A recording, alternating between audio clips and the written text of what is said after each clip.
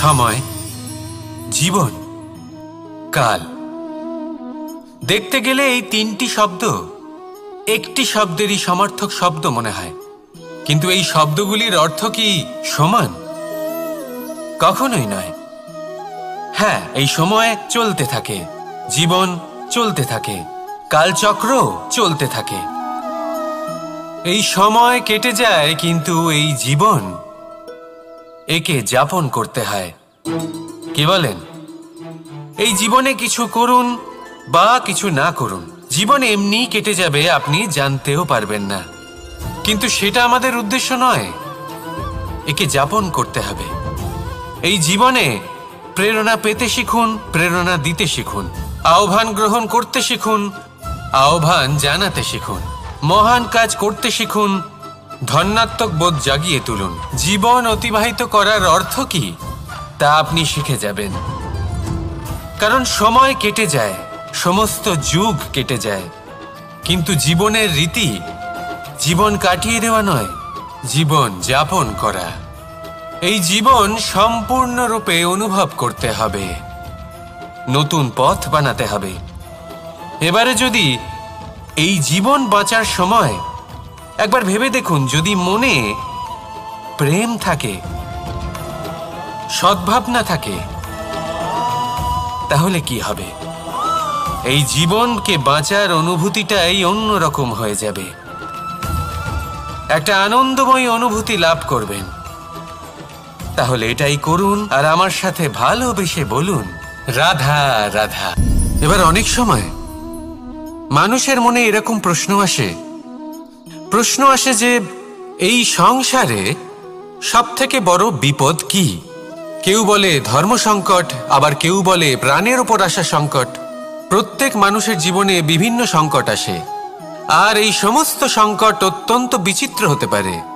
এই সমস্ত সংসার হলো সংকট দ্বারা পরিপূর্ণ। ঠিক আছে, আপনাকে একটা উদাহরণ দিই। একজন ধনী ব্যক্তি, এবার ওনার জীবনে সংকট কি হতে পারে? সংকট এটাই যে কেউ তার সম্পত্তি চুরি না করে নেয়, আমরা বুঝতে পারছি। এবার একজন চোর, তার জীবনে সংকট কি হতে পারে? যে চুরি করার সময় সে যদি তার একটা কাশি চাপতে না পারে, তাহলে সে ধরা পড়ে যেতে পারে, ঠিক কিনা? আবার অনেক সময় এমনও হয় যে যার জন্য আমি সংকট, সেও আমার কাছে সংকট। যেমন এই পরিস্থিতিতে দেখুন, সংকট হলো সংকট, এ তো জীবনে থাকবে, কিন্তু এর সম্মুখীন কিভাবে হওয়া যায়? খুব সরল, সব এটার ওপর নির্ভর করে, মনের ওপর। এই মনকে নিয়ন্ত্রণ করলে সব ঠিক থাকবে। এবার যদি ধনী ব্যক্তি মনকে নিয়ন্ত্রণ করে ফেলেন, নিজের অর্থের ব্যবহার শুভ কাজের জন্য, সমাজের সেবার জন্য বিকাশ করতে করেন, ওই অর্থকে একত্রিত করে না রাখেন, তাহলে চুরির সমস্যা, এই সংকট সেখানেই কেটে যাবে।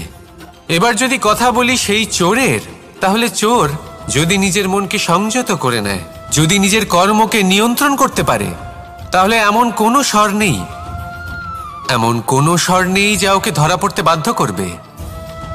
সেই জন্য জীবনে সংকট যতই আসুক, যত বড়ই সংকট আসুক না কেন, কবচ হলো একটাই, আর এই কবচের নাম হলো আত্মনিয়ন্ত্রণ। নিজের মনকে নিয়ন্ত্রণে রাখতে শিখুন। এটা নিজের জীবনে প্রয়োগ করে তো দেখুন। যদি আপনি করতে পারেন, তবে আপনি দেখবেন যে সংকট তো জীবনে আসা যাওয়া করে, কিন্তু সেই সংকটগুলির সম্মুখীন আপনি এইভাবে করতে পারবেন। তাহলে সেটাই করুন, আর আমার সাথে ভালোবেসে বলুন, রাধা রাধা। এই দড়িটা দেখুন, ছোট ছোট রেশম দ্বারা তৈরি, এটা সরু সুতো দ্বারা তৈরি হয়েছে এটা, আর এ অত্যন্ত কোমলও বটে। আর আপনি চাইলে এটা সোজাও করে দিতে পারেন, আর চাইলে এটা বেঁকিয়েও দিতে পারেন, আর যদি চান তাহলে এটা গোল গোল করে বেঁধে কোথাও রেখেও দিতে পারেন। এবার এই কোমল দড়ি যদি কোনো নিষ্ঠুর কঠিন পাথরে বারংবার জড়িয়ে দেওয়া হয়, তাহলেও তাকেও কাটতে পারে, নিজের ছাপ ছেড়ে যেতে পারে। সেটার আকারও বদলে ফেলতে পারে। এবার এর কারণ কি? এর কারণ হলো অভ্যাস আর নিরন্তর প্রচেষ্টা। যদি আপনিও চেষ্টা করেন আর নিরন্তর কর্ম করে যান, তাহলে আপনার প্রারব্ধ পাথরের মতো কঠিনই হোক না কেন, তাতে ভাঙন ধরিয়েও আপনি নিজের লক্ষ্যে অবশ্যই পৌঁছতে পারবেন। একটা গুরুত্বপূর্ণ কথা মনে রাখবেন, সুকর্মের অভ্যাস আর নিরন্তর প্রয়াস, এই হলো সাফল্যের মন্ত্র। তাহলে জীবনে এই মন্ত্র আনুন আর আমার সাথে ভালোবেসে বলুন, রাধা রাধা। বসন্ত ঋতু, এই সময় মন আনন্দে ভরে থাকে। এমন মনে হয় যেন আমরা আকাশে বিচরণ করতে চলে যাই, কিন্তু সেটা তো সম্ভব নয়। সেই জন্য হয়তো আমরা ঘুড়ি ওড়াই, এই ঘুড়িকে নিজেদের প্রতিরূপ মনে করে। এবার অনেক মানুষ আছেন যারা ঘুড়ি ওড়ান, কিন্তু এই কর্মের সারমর্ম কি সেটা কজন বুঝতে পারেন? আপনি এটা মনে করুন যে আপনি হলেন সেই ঘুড়ি, আর এই সুতো যিনি ধরে রয়েছেন তিনি হলেন পরমাত্মা। আর এই সুতো যেখান থেকে শুরু হয় সেই লাটাই হলো আমাদের কর্মচক্র। এবার আপনি নিজেই অনুমান করুন যে এই উড়ান কার ওপর নির্ভরশীল? পরমাত্মার ওপর আর আপনার কর্মের ওপর। যদি পরমাত্মা আপনার হাত ধরে থাকেন, আপনার সাথে থাকেন, যদি আপনি শুভ কর্ম করতে থাকেন, আপনি এই আকাশে উড়তে থাকবেন। কিন্তু কোথাও যদি পরমাত্মার সাথে এই বন্ধন ছিন্ন হয়, আপনার কর্মচক্র খারাপ হয়ে যায় বা থেমে যায়, তাহলে আপনার এই ঘুড়ি কেটে যাবে আর দূরে কোনো গাছের ডালে গিয়ে আটকে যাবে। তাই শুধুমাত্র ঘুড়ি ওড়াবেন না, তার থেকে শিখুন, পরমাত্মার সাহচর্যে থাকুন, সবসময় শুভ কর্ম করতে থাকুন আর সবসময় এই আকাশে উড়তে থাকুন। আসুন আর আমার সাথে ভালোবেসে বলুন, রাত। পিতা আর পুত্রের সম্পর্ক অত্যন্ত মধুর হয়ে থাকে। পিতা স্বপ্ন দেখেন, তাকে পূর্ণ করার সকল সম্ভাব্য চেষ্টা করেন, কিন্তু তাও অনেক সময় ওনার স্বপ্ন অপূর্ণ থেকে যায়। তখন পিতা ভাবেন যে স্বপ্ন উনি পূর্ণ করতে পারেননি, ওনার সন্তান তা অবশ্যই পূরণ করবে। যে স্থানে উনি কখনো পৌঁছতে পারেননি, সেই স্থানে ওনার পুত্র অবশ্যই পৌঁছবে। পিতা নিজের সন্তানের ভবিষ্যৎ নিয়ে সেই স্বপ্ন দেখেন, আর যখন সেই সন্তান সামনে এগোতে থাকে তখন তার দুঃখ হয় না, বরং গর্ব হয়। ওনার ভালো লাগে এটা দেখে যে ওনার সন্তান অনেক উন্নতি করছে। কিন্তু যখন সন্তান নিজের অভিভাবকের শক্তি দেখে, তার যশ দেখে হিংসা করতে থাকে, সমস্যা সেইখানেই শুরু হয়। সেই জন্য সকল সন্তানকে এটা মনে রাখতে হবে, দেখুন, পুত্র হবার সুবাদে, এক সন্তান হবার সুবাদে এটা হলো আপনার অধিকার যে আপনি আপনার পিতার থেকে বেশি উন্নতি করবেন। আপনার পিতাও এটাই চান, কিন্তু সুস্থভাবে এটা করুন। একটা রেখা টেনে নিন যাতে আপনি তাতে এগোতে পারেন আর আপনার পিতার তাতে গর্ববোধ হয়, আর সেই বিষয়ে দুঃখ না হয় যে আমার সন্তান আমাকেই ছোট করার চেষ্টা করছে। ইতিহাস সাক্ষী রয়েছে, যে মানুষ অন্য কাউকে ছোট করার চেষ্টা করেছেন সেই মানুষই ছোট হয়ে গেছেন। আর আমার মনে হয় না আপনি এটা চান, কারণ কোনো একদিন আপনিও কারোর পিতা হবেন। আসুন আমার সাথে ভালোবেসে বলুন, রাধা রাধা। আমাদের মনে যখন কোনো প্রশ্ন ওঠে, কোনো দ্বন্দ্ব জাগে, তখন আমরা যাই আমাদের গুরুর কাছে, আমাদের আরাধ্যের কাছে গিয়ে জিজ্ঞেস করি। এইভাবেই একদিন আমি পৌঁছলাম আমার আরাধ্যের কাছে, আমার মহাদেবের কাছে, আর ওনাকে প্রশ্ন করলাম যে মহাদেব, জীবনে আনন্দ পাওয়ার, উৎসব পালনের, প্রেম ভাগ করে নেবার, জীবনকে উপভোগ করে নেওয়ার সর্বশ্রেষ্ঠ সময় কোনটা? মহাদেব হাসলেন আর উনি বললেন, জীবনে উৎসব পালনের সবথেকে শ্রেষ্ঠ দিন হলো মৃত্যুর ঠিক আগের দিনটা। প্রেম ভাগ করে নেওয়ার সব থেকে শ্রেষ্ঠ মুহূর্ত হল মৃত্যুর ঠিক আগের মুহূর্ত। জীবনকে উপভোগ করে নেওয়ার সর্বশ্রেষ্ঠ প্রহর হল মৃত্যুর এক প্রহর পূর্বে। তখন আমি চমকে গেলাম। আমি বললাম, কিন্তু মহাদেব, মৃত্যু তো অনিশ্চিত, আমরা জানিও না কবে আমাদের মৃত্যু হবে। মহাদেব আবার হাসলেন। উনি বললেন যে যদি আমরা এভাবে জীবন কাটাই যে আমরা জীবনের প্রত্যেক দিন, প্রত্যেক মুহূর্ত, প্রত্যেক প্রহর শেষ বলে মনে করি, তাহলে আমাদের সমস্ত জীবন আনন্দের সাথেই অতিবাহিত হবে। কি বলেন? তাহলে আপনিও এই কথা মনে রাখুন আর আমার সাথে ভালোবেসে বলুন, রাধা রাধা। সাথী। সাথী এই শব্দটির ব্যাখ্যা কে কিভাবে করে? মিত্র, সখা, বন্ধু। কিন্তু অর্থ একটাই, তিনি যিনি আপনার সঙ্গী হন আর তিনি যার সাথী আপনি হন। এবার সব থেকে বড় প্রশ্ন হলো এটাই যে তিনি কে হতে পারেন যাকে আপনি আপনার সাথী বলে মেনে নিতে পারেন, নিজের সখা, নিজের মিত্র, নিজের বন্ধু মেনে নিতে পারেন। আপনার সাথী হলেন তিনি যিনি দুঃখের সময় আপনার পাশে থাকবেন, আপনার হাত ধরে থাকবেন। আপনার সাথী হলেন তিনি যার হাত আপনি নিজের সুখের দিনে ধরে থাকবেন। সেই সাথীরই হাত ধরুন যিনি দুঃখে সবসময় আপনাকে সাহায্য করার জন্য তৎপর হয়ে থাকেন, আপনার পাশে থাকেন, আর যাকে সুখের দিনে আপনি আপনার সাথে রাখতে পারেন। আর যখন আপনার সাথে আপনার এই সাথী থাকবে তখন আপনি এটা বুঝবেন যে যখন জীবনে দুঃখ আসে তখন এই দুঃখ কমে যায়, সবার মধ্যে ভাগ হয়ে যায়। আর যদি তখন সুখ আসে তাহলে সেটা সবার উপস্থিতিতে আরো বেড়ে যায়। এটাই হলো প্রেম, এটাই হলো ভালোবাসা, এটাই হলো সঙ্গ। যেমন সম্পর্ক আমার আর রাধার মাঝে। তাহলে আসুন আর আমার সাথে ভালোবেসে বলুন, রাধা রাধা। জীবনে অগ্রসর হওয়ার জন্য আমাদের কাকে প্রয়োজন হয়? মাতা পিতা, বন্ধু, প্রেম, সাহায্য, অর্থ, পরিশ্রম, আশা। ভিন্ন ভিন্ন মানুষ ভিন্ন ভিন্ন বিকল্প চয়ন করে। যদি আমি আপনাকে বলি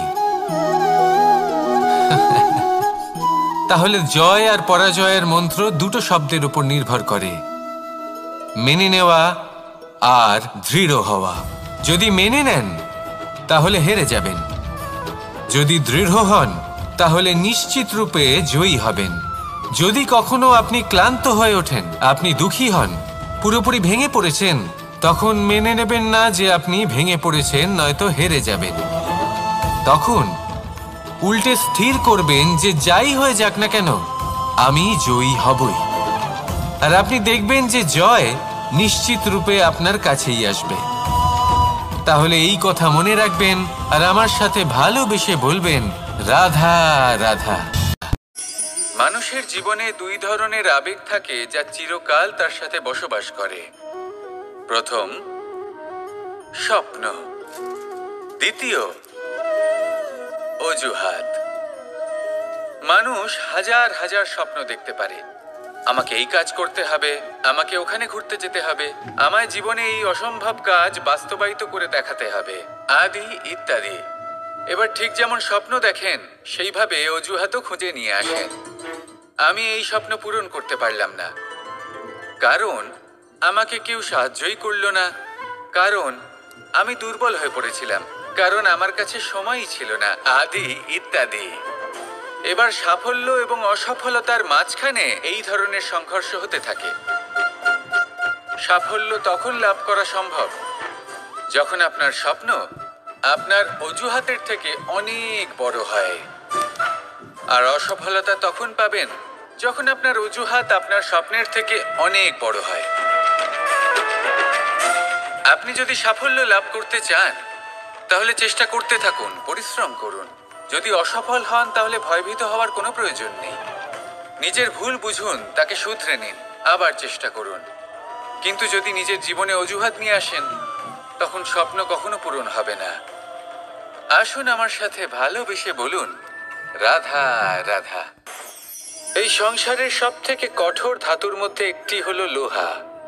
লোহা দিয়ে আমরা অনেক অস্ত্র শস্ত্র লাভ করি, অনেক বস্তুও লাভ করি। এবার এই লোহাকে কাটার জন্য, একে কোনো আকার দেওয়ার জন্য কি প্রয়োগ করতে হয়? লোহা। এবার এই কথাটা আমরা সকলেই জানি যে লোহার দ্বারাই লোহাকে কাটতে হয়। এবার এই কথা আমি আপনাকে কেন বলছি? এরপরে খুব বড় একটা প্রশ্ন আসে, যা খুব বড় শিক্ষা দিয়ে যায়। এটা কেন হয় যে আমরা একটা লোহা দিয়ে একটা লোহাতে আঘাত করছি, কিন্তু যে লোহা দ্বারা আঘাত করছি তার আকার বদলাচ্ছে না, যার ওপর প্রহার করছি তার আকার বদলাচ্ছে? এতে পার্থক্যটা কোথায়? পার্থক্য হলো তাপমাত্রার। দেখুন, যে লোহাকে আমরা কাটতে চাই তার তাপমাত্রা বাড়াতে হয়, তাকে গরম করতে হয়। আর যে লোহা দ্বারা আমরা আঘাত করতে চলেছি সেই লোহা আমাদের ঠান্ডা রাখতে হয়। অর্থাৎ ঠান্ডা লোহা গরম লোহাকে কেটে দেয়। এবার এই শিক্ষা কি আমাদের জীবনে যথেষ্ট নয়? আমাদের জীবনে অনেক সমস্যা আসতে পারে, কিন্তু আমাদের এই বিষয়ে বিশেষ খেয়াল রাখতে হবে যে আমাদের মনকে আমরা যেন ঠান্ডা রাখি, এই মস্তিষ্ককে শান্ত রাখতে হবে। যদি আমরা ক্রোধ বা ঈর্ষার আগুনে জ্বলতে থাকি, বিদ্বেষের আগুনে জ্বলতে থাকি, তাহলে আমরাও সেই লোহার মতোই হয়ে যাব যার তাপমাত্রা অত্যন্ত বেশি। তখন যে কেউ এসে আমাদের বিচ্ছিন্ন করে চলে যাবে। মনে রাখবেন, যিনি যত বেশি স্থির বুদ্ধির অধিকারী, যিনি হলেন সব থেকে বেশি শান্ত, তিনি হলেন সব থেকে বেশি বলশালী। তাহলে শান্ত থাকুন আর আমার সাথে ভালোবেসে বলুন, রাধা রাধা। এই সমগ্র সংসারের সব থেকে গুরুত্বপূর্ণ ব্যক্তি কে? স্বয়ং আপনি। নিজের জন্য তো বটেই, তাই না? কারণ যখন আপনি জন্মগ্রহণ করেন, নিজের চোখ খোলেন, এই সংসারে আসেন, তখনই তো এই সংসারকে আপনি দেখতে পান, অনুভব করতে পারেন। এখানকার আবেগ, এখানকার মানুষজন তখন থেকেই অনুভব করেন। যদি আপনি না থাকেন, তাহলে এই সংসারের অস্তিত্ব আপনার কাছে শূন্যের সমান, তাই না? আপনি না থাকলে এই সংসারও আপনার কাছে নেই। এবার সবাই বলবেন যে এ তো সত্যি কথা। সেই অনুযায়ী তো আমার স্বার্থপর হওয়া উচিত, অহংকারী হওয়া উচিত, কারণ আমার কাছে আমিই তো সবকিছু। দৃষ্টিভঙ্গি পাল্টে দেখুন। আপনার কাছে সব থেকে বেশি গুরুত্বপূর্ণ ব্যক্তি কে? আপনি নিজেই। সেই মানুষটি কেমন হওয়া উচিত একটু ভেবে দেখুন। সবসময় সকলকে সাহায্য করুন, একসাথে মিলে পরিশ্রম করুন, সাহায্য করুন অন্যদেরকে। এটা অতি আবশ্যক। এবং তার থেকেও বেশি গুরুত্বপূর্ণ হলো এটাই যে আপনার মনে যেন কখনো এই বিষয়ে ভয় না থাকে যে আমি আমার প্রিয়জনদের, আমার কাছের মানুষগুলিকে হারিয়ে ফেলব। এই ভয় কখনোই মনের মধ্যে থাকা উচিত নয়। যদি ভয় থাকে তাহলে থাকুক এই বিষয়ে যে সকল মানুষ আমার জীবন থেকে, আমার থেকে দূরে চলে যাচ্ছেন, তাদের বাধা দিতে দিতে আমি যেন নিজেকেই না হারিয়ে ফেলি, নিজের অস্তিত্বকেই না হারিয়ে ফেলি, নিজের ব্যক্তিত্বকে, নিজের বিচারধারাকে, নিজের করুণার শক্তি না হারাই। তাহলে এই ভয় ত্যাগ করুন আর আমার সাথে ভালোবেসে বলুন, রাধা রাধা। মানুষের দুটো রূপ রয়েছে। এক, আমাদের এই মুখ, যা শুধুই চোখে দেখা যায়। আর দ্বিতীয়, আমাদের এই মন, যা শুধুমাত্র অন্তরাত্মা দ্বারা দেখা যায়। এবার আমাদের এই মুখ, তা ঈশ্বর সকলকেই আগে থেকেই প্রদান করেছেন। কিন্তু এই মন কেমন হবে তা আমাদের জীবনের অনুভূতি এবং আমাদের জীবনের লক্ষ্য এগুলি সুনিশ্চিত করে। অর্থাৎ নেত্র দিয়ে দেখা যায় আমাদের এই মুখ, তা শুধুই এই কারণে প্রয়োজন যাতে সংসার আমাদের দেখতে পায়, আমাদের চিনতে পারে। কিন্তু যদি এই সংসারে আপনি প্রকৃত অর্থে মান সম্মান লাভ করতে চান, তাহলে নিজের অন্তরাত্মাকে আপনাকে বিকশিত করতেই হবে। দেখুন, কথায় আছে এই যে অসুর, তা শারীরিকভাবে উপস্থিত নয়, তা মনের মধ্যে থাকে। যদি এই মন থেকে অসুরকে বের করে দেওয়া যায়, তাহলে শরীরে তা উপস্থিত থাকবেই না। তাই মনকে শুদ্ধ করুন আর আমার সাথে ভালোবেসে বলুন, রাধা রাধা। পরিশ্রম, এই শব্দগুলি শুনতে হয়তো ছোট মনে হয়, কিন্তু এর মূল্য অনেকটাই অধিক। এবার প্রয়াসও কিন্তু দুই ধরনের হয়। একটা প্রয়াস তাই যা আমরা নিজের মন থেকে, অন্তর থেকে সমগ্র শক্তি দিয়ে করার চেষ্টা করি। এবারে এই প্রয়াস প্রচেষ্টার নামান্তর। কিছু প্রয়াস এমনও হয় যেমন দ্রুতক্রীড়া খেলা। মানুষ বলেন, আজ একটু প্রয়াস করি, একটু দ্রুতক্রীড়া খেলেই দেখি, যদি বিজয়ী হই তবে ভালো ব্যাপার, যদি না হই তবে আর কখনো খেলবো না। এটাও কিন্তু প্রয়াস, কিন্তু এই প্রয়াস পরিশ্রম নয়। পাণ্ডবদের দেখুন, ওনারা যখন পরিশ্রম করেছিলেন তখন খাণ্ডবপ্রস্থকেও ইন্দ্রপ্রস্থ বানিয়েছিলেন। দ্রুতক্রীড়া খেললেন, সেই মুহূর্তেই ইন্দ্রপ্রস্থ হারিয়ে ফেললেন। পরিশ্রম করলেন, সগৌরবে রাজা হলেন। দ্রুতক্রীড়া খেললেন, তখন এক মুহূর্তে রাজা থেকে নিঃস্ব হয়ে গেলেন। সারমর্ম এটাই যে দ্রুতক্রীড়া কখনো কখনো আপনার মিত্র হতে পারে, কখনো সে আপনাকে বিজয়ী করতে পারে, কিন্তু প্রয়াস এবং পরিশ্রম যখন একসাথে মিলিত হয় তখন তা সর্বদাই আপনার সাথে থাকে। প্রয়াস করতে থাকুন, পরিশ্রম করতে থাকুন, আর আমার সাথে ভালোবেসে বলুন, রাধা রাধা। মানুষ কখনো কখনো সময়কে নিয়ন্ত্রণ করতে চেষ্টা করে, কখনো কখনো সময়ের গুরুত্ব বুঝতে পারে না। এটা ভাবে যে এই কিছু মুহূর্ত কেটে যাক, একে অতিবাহিত করি, তাহলে কি বা হবে, কয়েকটা মুহূর্ত মাত্র। কিন্তু তা নয়। আজকের একটা মুহূর্ত ভবিষ্যতের অনেক বড় পরিবর্তনের ভিত হতে পারে। আজকের একটা মুহূর্ত আপনার ভবিষ্যৎকে উজ্জ্বল করে তুলতে পারে। সেই জন্য ছোট ছোট মুহূর্তগুলিকে অদেখা করবেন না। সময়কে কাজে লাগান, পূর্ণরূপে কাজে লাগান। এবার যদি আপনি কাউকে সাহায্য করতে চান আর সেই কারণেই যদি থেমে থাকেন, তাহলে ঠিক আছে, কারণ আপনি কাউকে সাহায্য করে তার জীবনকে আরো ভালো করে তুলতে চাইছেন, আরো শ্রেষ্ঠ করতে চাইছেন। এই পুণ্য, এই কর্ম ফিরে আপনার কাছেই আসবে আর আপনার জীবনকে শুভ করে তুলবে। কিন্তু যদি আপনি আলস্যের কারণে থেমে থাকেন এবং কিছুই না করেন, সময় নষ্ট করেন, তাহলে কিন্তু একটাই ঘটনা ঘটবে, আপনার ভবিষ্যৎ বিপদগ্রস্ত হয়ে পড়বে, আর কিছুই নয়। সেই জন্য এটা বোঝা প্রয়োজন যে কখন থামতে হবে এবং কেন থামতে হবে। যদি আপনার থামার কারণ এবং সময় অনুচিত হয়ে থাকে, তাহলে আপনার ভবিষ্যৎ কখনোই উচিত হতে পারে না। সেই জন্য সময়কে সম্মান করুন আর পূর্ণ ব্যবহার করতে শিখুন। আর আমার সাথে ভালোবেসে বলুন, রাধা রাধা। জীবনে সবসময় সেটা হয় না যা আমরা চাই, তেমন ভাবে হয় না যেমন ভাবে আমরা চাই। এবার তাতে আমরা দুঃখ পাই, নিরাশ হয়ে পড়ি, ভাগ্যকে দোষ দিই অথবা অন্য কাউকে বা নিজেকে। কিন্তু সত্যটা কি সেটা আমাদের জানতে হবে। এই সংসার নির্মিত হয়েছে পাহাড় দ্বারা এবং পাথর দ্বারা, তাই প্রত্যেক স্থানে ছোট ছোট ছোট ছোট নুড়ি পাথর তো অবশ্যই থাকবে। এগুলো এড়িয়ে যাওয়া সম্ভব নয়, আর এই কথাটা আমরা সকলে জানি। এবার এইভাবেই আমাদের জীবনে নানান রকমের সমস্যা লেগেই থাকে। এর হাত থেকে কোনোভাবেই নিস্তার পাওয়া সম্ভব নয়। একটা সমস্যা এড়াতে যান, দ্বিতীয় চলে আসবে, দ্বিতীয় সমস্যা এড়াতে যান, তৃতীয় চলে আসবে। কিন্তু সমস্যা জীবনে থাকবেই, আর আপনাকে সাহায্য করার জন্যই থাকবে কোনো না কোনো রূপে। আপনার চারপাশে পাথর আছে, এটা আপনার উপর নির্ভরশীল আপনি কি করবেন, কোন পথে অগ্রসর হবেন এবং কিভাবে অগ্রসর হবেন। এবার দেখুন, এটা তো সবসময় সম্ভব নয় যে আপনার পদতলে ফুলের চাদর থাকবে, এটা তো অসম্ভব। সেই জন্য উচিত এটাই হবে যে আপনি পাদুকা পরিধান করে জীবনে অগ্রসর হন। এর সারমর্ম এটাই, যখনই জীবনে সমস্যা আসবে দৃঢ় হয়ে সম্মুখীন হন এবং এটা বোঝার চেষ্টা করুন যে এই সমস্যা জীবনে কেন এলো, কি শিক্ষা দিয়ে গেল। আপনার মধ্যে দোষ অবশ্যই থাকবে, তাকে গুণে পরিবর্তিত করুন। এই জীবন আরো বেশি সহজ সরল হবে এবং প্রসন্ন হয়ে বলবে, রাধা রাধা।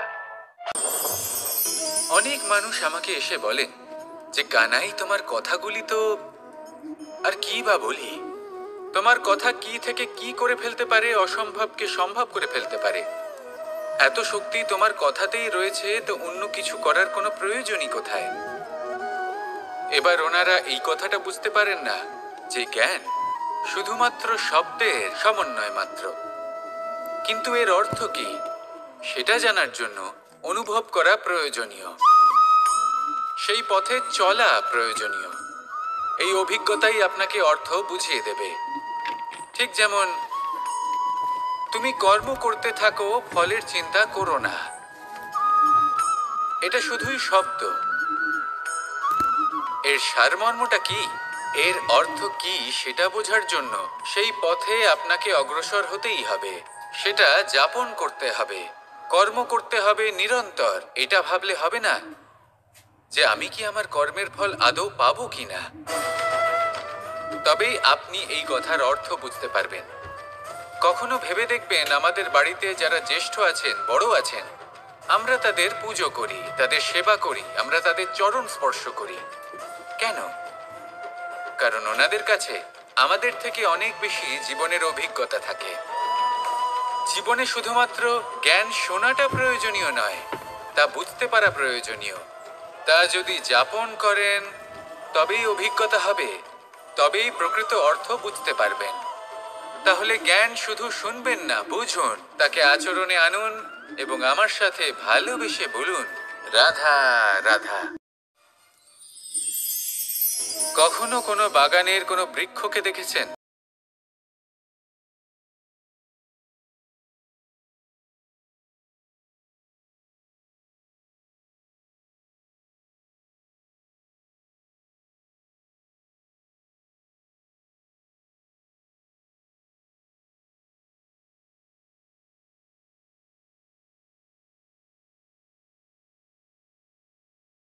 কখনো কখনো প্রয়োজনের থেকে বেশি রোদ পেলে এই বৃক্ষগুলি শুকিয়ে যায়, প্রয়োজনের থেকে কম রোদ পেলেও এই বৃক্ষ কিন্তু শুকিয়ে যায়।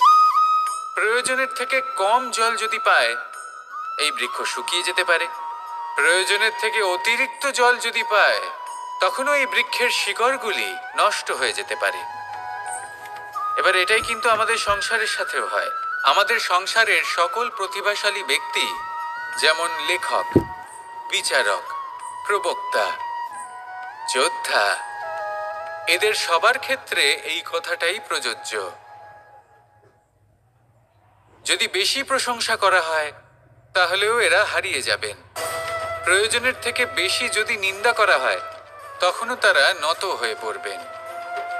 তাহলে আপনি এদের রক্ষা করুন এবং নিজেদেরও। মনে রাখবেন একটা কথা, জেনে রাখুন কখন কোন নিন্দায় আপনি লজ্জিত হবেন না, আর কখন কোন প্রশংসার দ্বারা নিজের মধ্যে অহংবোধ জাগ্রত করবেন না। এই মন সুপ্রসন্ন হয়ে বলবে, রাধা রাধা।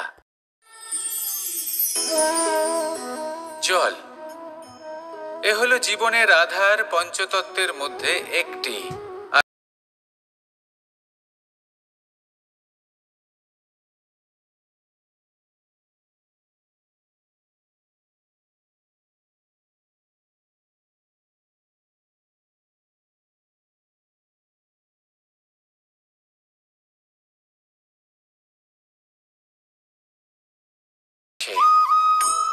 নদীর সাথে সমাহিত হয়ে তার সাথে বয়ে চলে, চিরসবুজ বনানী গড়ে তোলে, প্রাণীদের তৃষ্ণা নিবারণ করে, সামনে এগিয়ে চলে, মানুষের সাথে মিলিত হয়।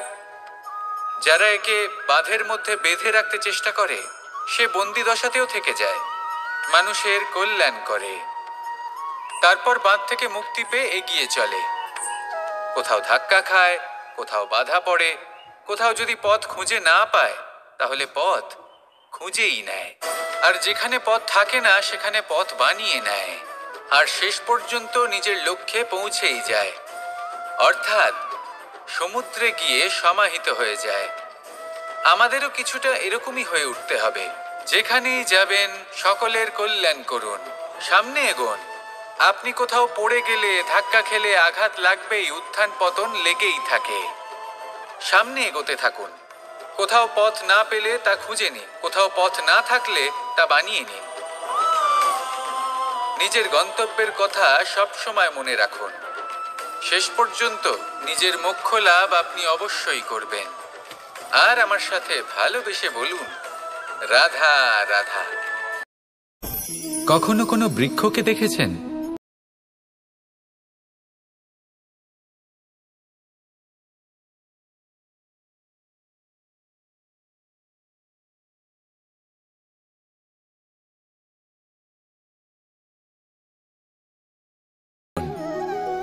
সে নিজের জীবনে যা কিছু পেয়েছে, বস্তু, ধন, খাবার, শক্তি, প্রয়োজনের থেকে অনেক বেশি লাভ করার চেষ্টা করে থাকে। প্রয়োজনের থেকে বেশি যদি পেয়েও যায় তাহলেও তার কম মনে হয়। এবার এরকম ঠিক কেন হয়? এর পেছনের কারণ কি? কারণ হলো লোভ। লোভের আগুন কিছু এমন হয়, যদি মানুষের মনে একবার প্রজ্বলিত হয় তাহলে শুধু বাড়তেই থাকে। ততক্ষণ বাড়বে যতক্ষণ না আপনি নিজে তাকে বাধা দিচ্ছেন। তবে এই লোভের আগুন নিয়ন্ত্রণ করা সম্ভব। পরিমিতিবোধ, পরিমিতিবোধের চিন্তা। আপনাকে শুধু নিজেকে একটা সরল প্রশ্ন করতে হবে। যখনই মনের মধ্যে কোনো বস্তুর প্রতি, শক্তির প্রতি, ধনের প্রতি, ভোজনের প্রতি লোভ বেড়ে যায়, নিজেকে প্রশ্ন করুন, এটা কি আমার কাছে ততটাই প্রয়োজনীয় যতটা একটা বৃক্ষের কাছে জল, যতটা একটা প্রাণীর কাছে ভোজন? এটা কি ততটাই প্রয়োজনীয়? যদি উত্তর না হয় তাহলে নিজেকে সেখানেই বাধা দিন। সেই ভাবনা সেখানেই ত্যাগ করুন, কারণ সেটাই হলো লোভ। ঠিক এইভাবেই প্রয়োজনীয়তার চিন্তা করে আস্তে আস্তে এই মন নির্লোভ হয়ে উঠবে। আর এই মন প্রসন্ন হয়ে বলবে, রাধা রাধা। আজ আমরা দুই ধরনের ব্যক্তির বিষয়ে কথা বলবো। প্রথম জন হলেন যে প্রয়োজনের থেকে অনেক বেশি পরিমাণ ধন উপার্জন করে থাকেন। তার কাছে ততটা ধন থাকে যতটা তার প্রয়োজনও নেই, তারপরেও আরো ধন উপার্জন করতে চেষ্টা করতে থাকেন। সকল সম্ভব চেষ্টা করেন, সকল সম্ভব কর্ম করেন, তা সে উচিত কর্ম হোক বা অনুচিত, তাতে তাদের কিছুই যায় আসে না।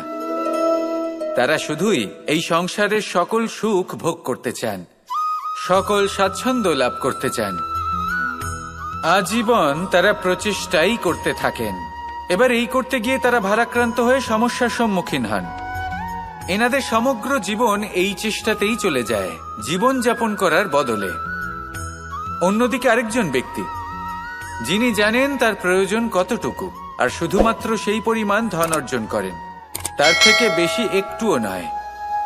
উনি যদি দুবেলা খেতে পান, মাথা গোজার ঠাঁই পেয়ে যান, সেটাই পর্যাপ্ত। তাতেই তিনি আনন্দে জীবন যাপন করেন, না কোনো বৃথা চিন্তা করেন, না কোনো বৃথা কষ্ট করেন। এবার আমি আপনাদের জিজ্ঞেস করব, এই দুই ব্যক্তির মধ্যে আপনি কোন ব্যক্তি হতে চাইবেন? বেশিরভাগ মানুষ এটাই বলবেন যে আমরা সেই দ্বিতীয় মানুষ হতে চাই যারা সন্তুষ্ট। কিন্তু যদি মন দিয়ে দেখেন, আপনিও সেই কর্মই করছেন যা প্রথম ব্যক্তি করেন। আপনারা সবসময় চেষ্টা করে চলেছেন, এটাও লাভ করতে হবে, ওটাও লাভ করতে হবে, আমার এটারও প্রয়োজন, ওটারও প্রয়োজন। আপনি অনেক কিছু লাভ করেছেন, কিন্তু প্রশ্ন এটাই যে আপনার কি সেই সবকিছুর প্রয়োজন রয়েছে? এর উত্তর আপনার অন্তর মনে রয়েছে। যতটা সন্তুষ্ট হবে ততটাই সে আনন্দ লাভ করবে। এবার আপনাকে এই সিদ্ধান্ত নিতে হবে যে আপনি কখন আর কোথায় সন্তুষ্টি লাভ করবেন, কত কিছু লাভ করার পরে সন্তুষ্ট হবেন। এই উত্তর আপনি মন থেকে পাবেন। এই সমাজের চাহিদায় জড়িয়ে নিজেকে বিভ্রান্ত করবেন না। নিজের অন্তরের এই মিথ্যে অহংবোধকে প্রশ্রয় দিতে গিয়ে যদি আপনি এরকম প্রয়াস করতে থাকেন, তাহলে জীবনযাপন কখন করবেন? থেমে যান, শান্ত হয়ে যান, নিজের অন্তর মনে নিমজ্জিত হয়ে দেখুন যে সন্তুষ্টি কোথায়। এই সন্তুষ্টি লাভ করুন। এই মন প্রসন্ন হয়ে বলবে, রাধা রাধা। আমাদের গৃহে অনেক কক্ষ রয়েছে, কিন্তু এমন কি আছে যে একটাই থাকে? আমাদের গৃহের দ্বার। এমন কেন হয়? অনেক দ্বার তো থাকতেই পারে, ভেবে দেখুন, একটা বিশাল ভবন রয়েছে, তার চতুর্দিকে অনেক দ্বার আছে। ভালোই হবে, যাতায়াত করতে সুবিধা হবে, কিন্তু এমন আমরা কেন করি না? এবার আপনি বলবেন যে এটার উত্তর তো সহজ, যতগুলো দ্বার থাকবে ততজন দ্বারপালও থাকবে। কে কখন কোথা থেকে আসবে, কোথায় চলে যাবে সেদিকে খেয়াল থাকবে না, চুরির সম্ভাবনাও বেড়ে যাবে। যাক, এই বিষয় অন্তত আপনি বোঝেন। সেই জন্য আপনার গৃহে একটাই দ্বার রয়েছে, কিন্তু আপনার মনের বিষয় কি জানেন? আপনার মনেও কি কোনো দ্বার আছে? নেই। তার মানে যে কোনো ব্যক্তি যেখান থেকে খুশি আসতে পারে, আর আপনার মনে যা খুশি প্রবেশ করিয়ে চলে যেতে পারে। কোনো বাধার সম্মুখীন না হয়ে কোনো ব্যক্তি আপনার মনে যা কিছু প্রবেশ করিয়ে চলে যাবে, তা সে আমাদের পক্ষে শুভ হোক, অশুভ হোক বা যতই ঘাতক হোক না কেন। সেই ভাবনা হতে পারে বাসনাময়, ক্রোধে পরিপূর্ণ, মতভেদে পরিপূর্ণ, বিদ্বেষ বা অহংকারে পরিপূর্ণ, বা কোনো ব্যর্থ ভাবনা হতে পারে। বিশ্বের যে কোনো ভাবনা মনে এসে বসবাস করতে পারে। এবার মনে যা ভাবনা থাকবে, মন সেটাই অনুভব করবে। নেতিবাচক ভাবনা যদি মনে ঘর করে, মন সুখ অনুভব কি করে করবে? সেই জন্য আবশ্যক হলো মনের মাঝে ইতিবাচক সত্তার দ্বার গড়ে তোলা। অর্থাৎ কোনো ভাবনা যদি আসে এবং ইতিবাচক হয়, তাহলে তাকে মনে প্রবেশ করতে দিন। যদি তা আপনাকে আর্থিক, সামাজিক, পারিবারিক, আধ্যাত্মিক লাভ দেয়, তাহলে তাকে প্রবেশ করতে দিন। যদি না দেয়, যদি তা নেতিবাচক ভাবনা হয়, তাকে দ্বার থেকেই আবার ফিরিয়ে দিন। যত শুভ চিন্তায় থাকবে এই মন, ততই শুভ হবে আপনার জীবন। আর এই মন সুপ্রসন্ন হয়ে বলবে, রাধা রাধা। অহংকার এ হলো ছোট একটা শব্দ, কিন্তু এর প্রভাব অত্যন্ত বৃহৎ হয়ে থাকে। আর সব থেকে বড় সমস্যা হলো, মানুষ আজ অবধি বুঝতেই পারেনি যে এই অহংকারের বাস্তব রূপ কিরকম। কেউ একে গর্বের নাম দেন, কেউ একে আত্মসম্মানের নাম দিয়ে থাকেন, এবং কোথাও একটা এমন সময় চলে আসে যখন সময় এই অহংকারকে ভেঙে খান খান করে দেয়। আর তখন না গর্ব আপনাকে বাঁচাতে পারে, না আপনার আত্মসম্মান। এখন যদি আপনাকে উদাহরণ দিই, তাহলে যেখানে আপনি বসে আছেন সেই ঘরেই ওপরে তাকান, সেই ছাদের দিকে। যদি এই ছাদ অহংকার করতে থাকে যে দেখো, আমি তো সব থেকে উঁচু জায়গায় আছি, আমার চেয়ে ওপরে আর কেউ নেই, আমি এই ঘরে থাকা সমস্ত ব্যক্তিকে ছায়া প্রদান করি, যদি এই অহংকার এসে যায় তাহলে কি? একবার ভেবে দেখুন, যদি পরের দিন তার উপর আরো একটা তলা বানিয়ে দেওয়া হয়, তাহলে কি? এই ছাদ, যার নিজের উঁচু হবার অহংকার ছিল, যে সব থেকে ওপরে ছিল, সে এবার পায়ের তলায় চলে এসছে। এটাই হয়ে থাকে। মনে কখনোই অহংকার পোষণ করবেন না। যদি মনের মধ্যে কিছু রাখতে চান, তাহলে প্রেমের ভাব রাখুন, স্নেহ রাখুন। এই অহংকারকে আপনি যা ইচ্ছে নাম দিন, গর্ব হোক, আত্মসম্মান হোক, এর দ্বারা আপনার কোনোভাবেই কোনো লাভ হবে না। তাহলে এই অহংকারকে ত্যাগ করুন, আর আমার সাথে ভালোবেসে বলুন, রাধা রাধা। ভগবান। প্রত্যেক কঠিন পরিস্থিতিতে এই নামই আছে যা আমাদের উপায় দিয়ে থাকে। ব্যক্তি যান, ভগবানের পুজো করেন, আরাধনা করেন, ব্রত পালন করেন, মন্দিরে যান, পুজো পাঠ করেন, ভগবানকে জাগিয়ে তোলেন। আর তারপর শুরু হয় সমস্ত প্রশ্ন। হে ভগবান, আমার সাথে এরকম কেন হচ্ছে? কেন আমারই জীবনে এত দুঃখ আছে? আমি কিভাবে এর সম্মুখীন হব? আমাকে কেন এত কষ্ট ভোগ করতে হচ্ছে? হে ভগবান, আমি কি করব? আমাকে সাহায্য করুন, কোনো রাস্তা দেখান।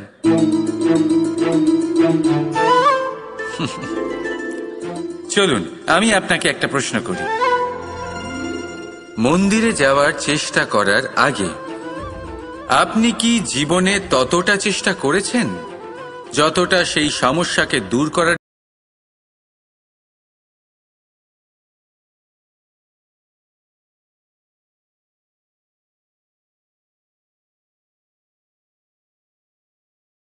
ত্যাগ করেছেন? তৃতীয় প্রশ্ন, ভগবানকে জিজ্ঞাসা করার আগে আপনি কি নিজেকে জিজ্ঞাসা করেছেন যে আমি কেন এত অসফল হচ্ছি? যদি না করে থাকেন তাহলে সবার আগে এটা করুন। আপনি সমস্ত প্রশ্নের উত্তর পাবেন, সমস্ত বিপদের পরিত্রাণ পাবেন। অন্য কোথাও নয়, নিজের ভেতরে তাকিয়ে দেখুন। চেষ্টা করুন নিজেকে জাগিয়ে তোলার। আপনি সফল অবশ্যই হবেন, কারণ এই পরমাত্মা, ওই পরমেশ্বর, ওই পরব্রহ্ম আপনার মধ্যেই তো আছে।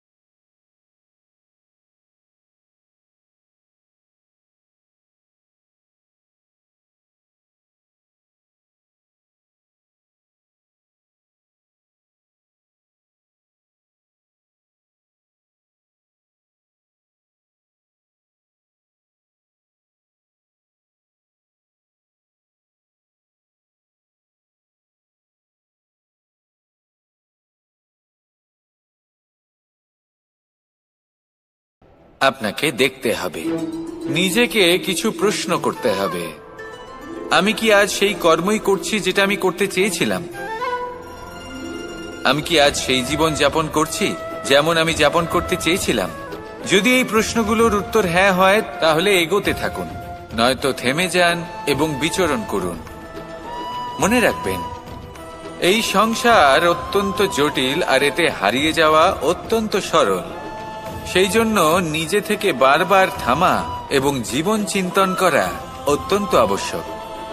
তাহলে সেটাই করুন, আর আমার সাথে ভালোবেসে বলুন, রাধা রাধা।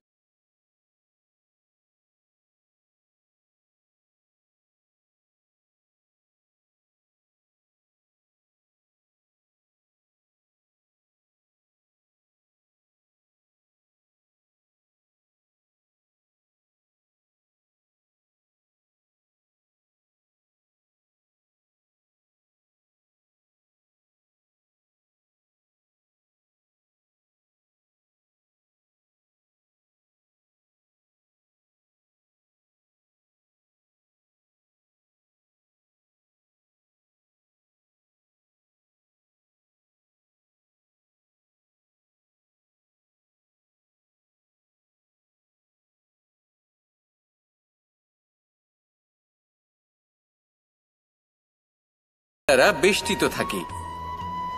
জীবনের এই চক্রে আমরা জড়িয়ে পড়তে থাকি। যতই আমরা এই সমস্যার সমাধান করি, আমরা ততই এতে জড়িয়ে পড়ি। আমরা এতটাই জড়িয়ে পড়ি যে যখন আমরা আয়নায় নিজেদের দেখি, তখন আমরা নিজেদের চিনতেই পারি না। এমন মনে হয় যেন আমরা নিজেদের হারিয়ে ফেলেছি। সেই জন্য প্রত্যেক দিন আপনি কিছু সময় নিজের সাথে কাটান একান্তে। এটা অত্যন্ত আবশ্যক। নিজের অস্তিত্বের গভীরে গিয়ে দেখতে শিখুন, নিজেকে বুঝুন। অদ্ভুত শান্তির অনুভূতি হবে। যেমন এই বায়ু, এই বৃক্ষ, এই পুষ্প, এই নিসর্গ, এদের মতো আপনিও কখনো একলা হতে শিখুন। কখনো নিসর্গের একটা অংশ হয়ে দেখুন। এই মন, প্রসন্ন হয়ে বলবে, রাধা।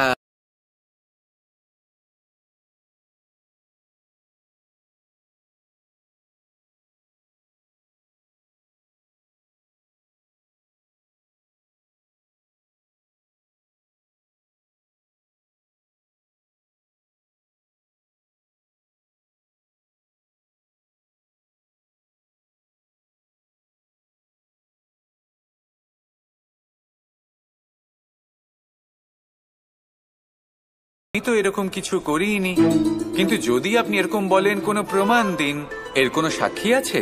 তখন রাজা সিংহ প্যাঁচাকে ডেকে পাঠালেন, যে সেই মুহূর্তে বৃক্ষের শাখার ওপর বসেছিল, সে সব কিছু দেখেছিল। প্যাঁচা সব সত্যি কথা বলল, আর শেয়ালকে মৃত্যুদণ্ড দেয়া হলো। এবার এই কাহিনী আমি আপনাকে কেন শোনালাম? কারণ মানুষও কখনো কখনো এরকম কর্ম করেন যা শিয়াল করেছে। এটা ভাবেন কেউ দেখছে না, যখন আমি অনুচিত কর্ম করতেই পারি। কিন্তু না, আপনি যাই করুন না কেন, কেউ না কেউ অবশ্যই তা দেখছে।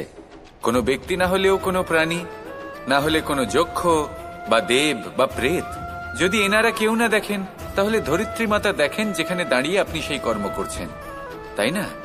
তাই একটা কথা সবসময় মনে রাখবেন, কে দেখছেন কে দেখছেন না সেই বিষয়ে ভাবা ছেড়ে দিন।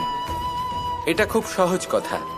আপনি যদি উচিত কর্ম করেন, উচিত ফল পাবেন। যদি অনুচিত কর্ম করেন, তাহলে আপনি অনুচিত ফল অবশ্যই পাবেন। সেই জন্য উচিত পথে চলতে থাকুন, উচিত কর্ম করতে থাকুন, আর আমার সাথে ভালোবেসে বলুন, রাধা।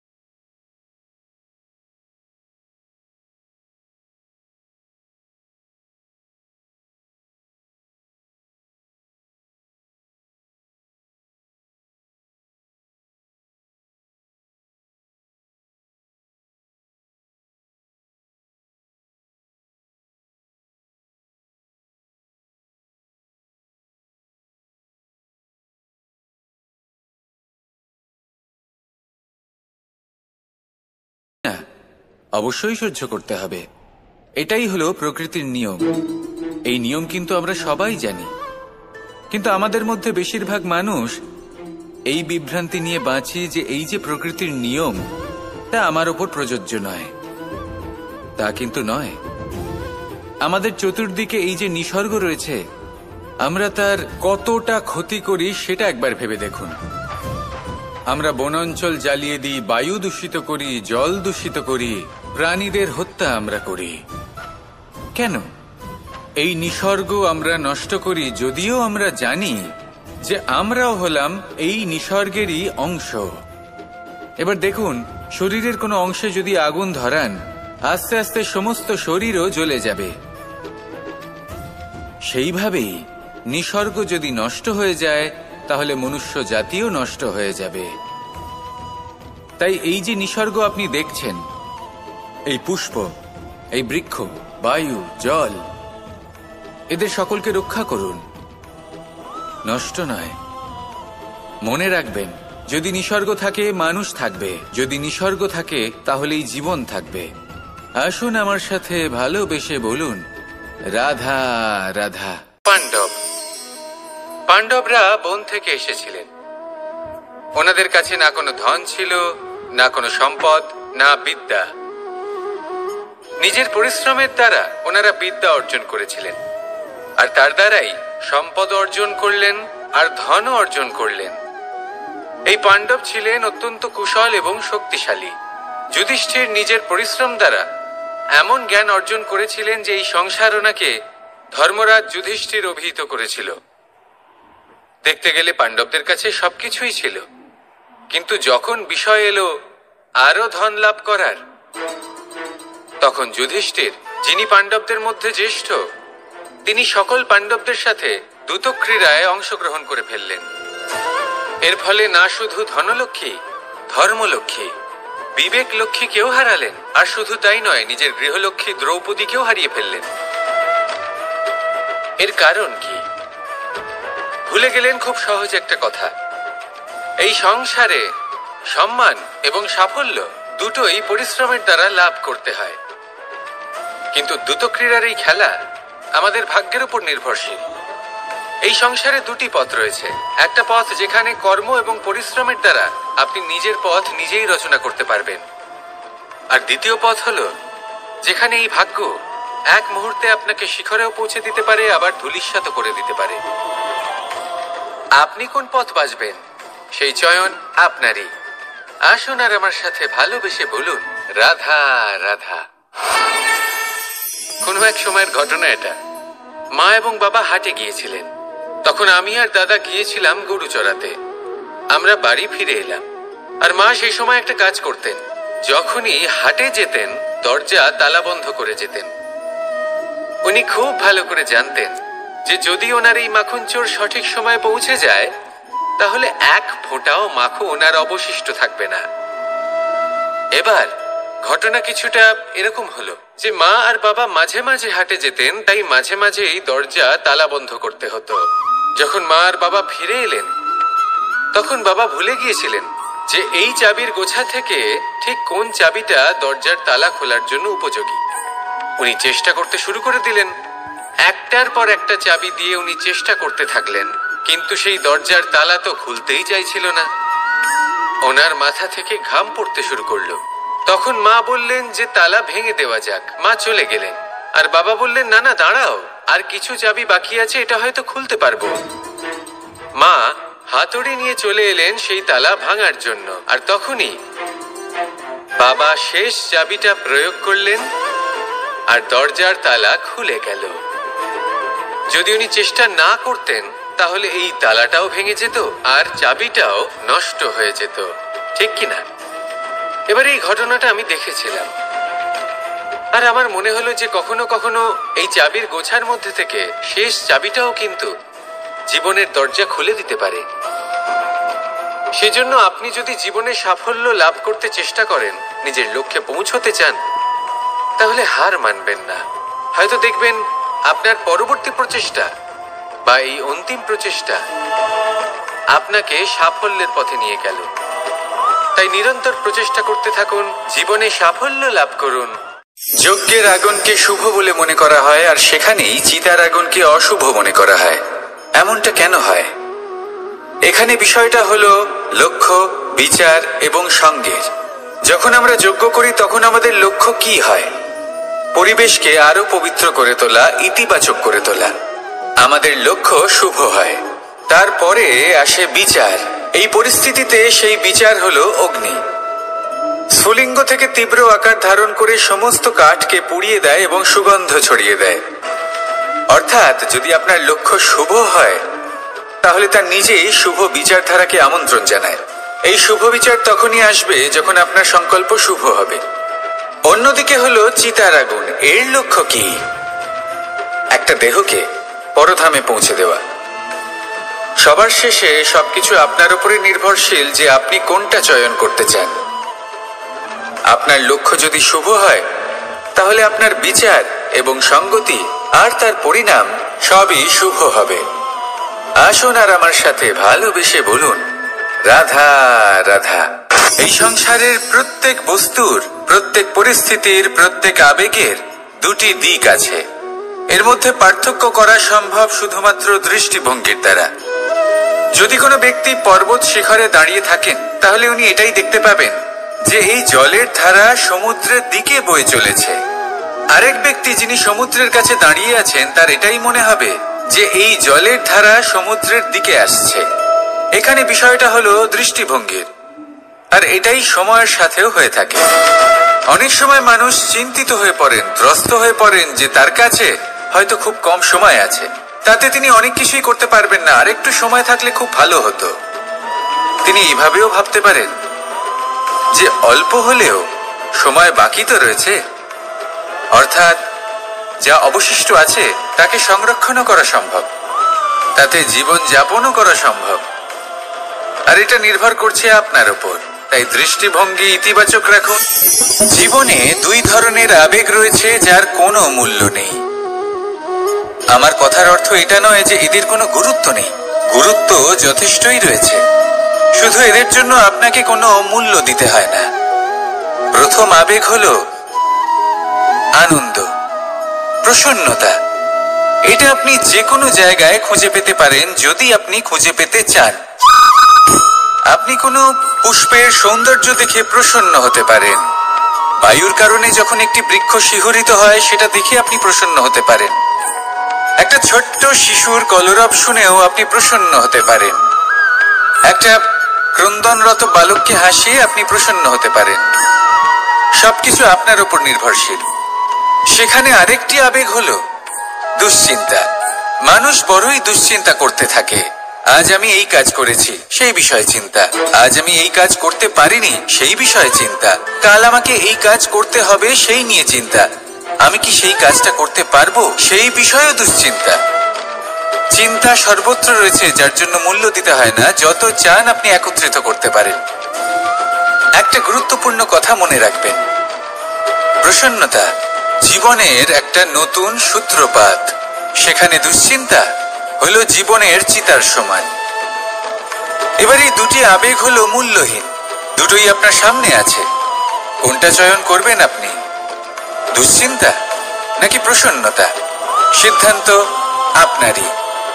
আসুন আর আমার সাথে ভালোবেসে বলুন, রাধা রাধা। ধন, সম্পত্তি, এগুলো আসলে কি? এগুলো শুধু সেই মূল্য যার দ্বারা আমরা কোনো কিছু অর্জন করতে পারি। এবার এই ধনের দ্বারা এই সংসারে অনেক কিছু লাভ করা সম্ভব, কিন্তু সেই সব কিছুই শুধুমাত্র ভৌতিক বস্তুই হবে। ভৌতিক সামগ্রী, ভৌতিক সুবিধা।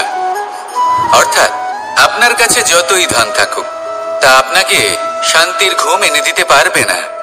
আপনাকে জীবনের বাস্তব সুখের অনুভূতি লাভ করাতে পারবে না, কারণ এগুলো ভৌতিক ধন।